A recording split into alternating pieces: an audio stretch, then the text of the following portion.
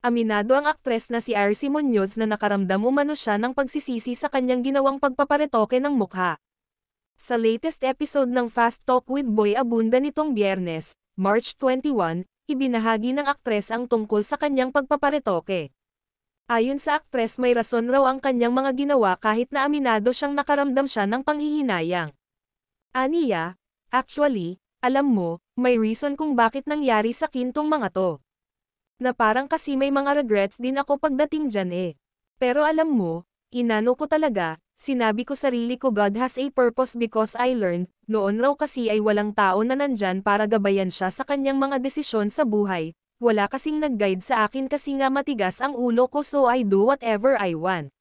If I can go back to that time when I didn't touch anything, I would go back there, amin ng aktres. Ngunit sa kabila nito ay sinabi niya na pinaninindigan niya kung ano man ang kanyang ginawa at masaya na siya sa ngayon.